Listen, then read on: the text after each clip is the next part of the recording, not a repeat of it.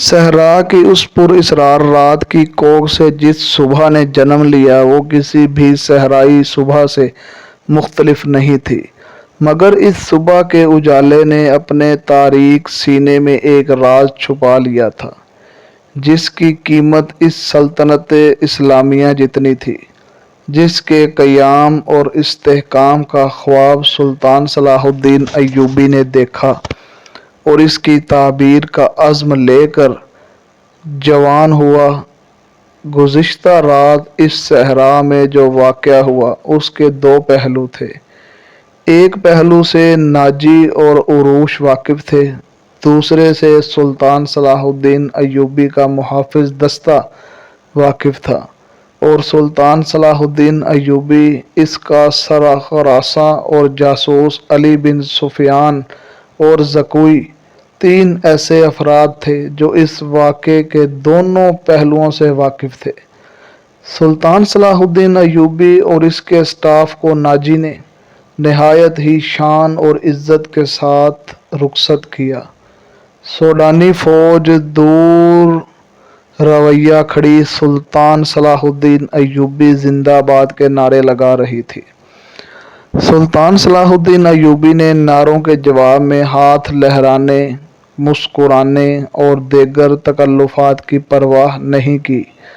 ناجی سے ہاتھ ملایا اور اپنے گھوڑے کو ایڑی لگائی۔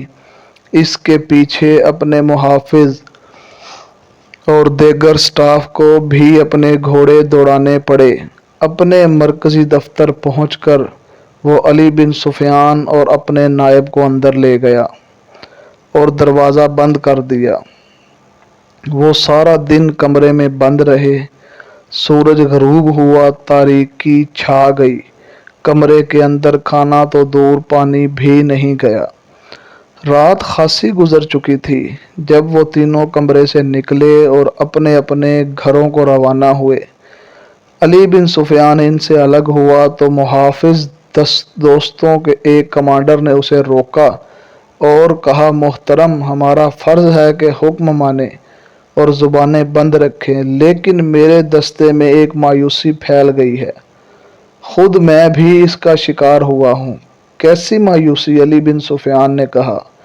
کمانڈر نے کہا، محافظ کہتے ہیں کہ فوج کو اگر شراب پینے کی اجازت ہے تو ہمیں اس سے کیوں منع کیا گیا ہے؟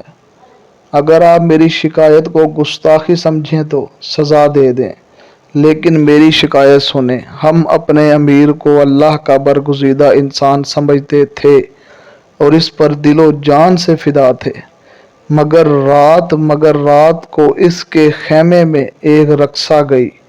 علی بن سفیان نے کمانڈر کی بات مکمل کرتے ہوئے کہا، تم نے کوئی گستاخی نہیں کی۔ گناہ امیر کریں یا غلام، سزا میں کوئی فرق نہیں۔ گناہ بہرحال گناہ ہے۔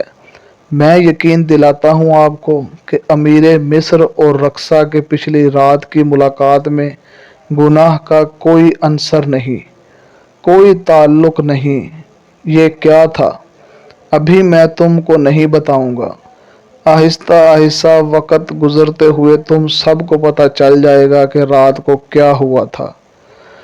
علی بن سفیان نے کمانڈر کے کندھے پر ہاتھ رکھتے ہوئے کہا، میری بات غور سے سنو عامر بن صالح۔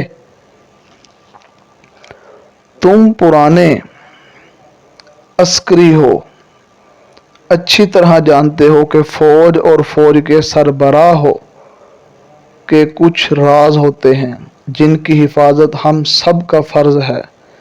رقصہ کا امیر مصر کے خیمے میں جانا بھی ایک راز ہے۔ اپنے جان بازوں کو شک میں نہ پڑنے دو اور کسی سے ذکر تک نہ ہو کہ رات کو کیا ہوا تھا۔ علی بن سفیان نے کہا، یہ کمانڈر پرانا تھا اور علی بن سفیان کی قابلیت سے آگاہ تھا۔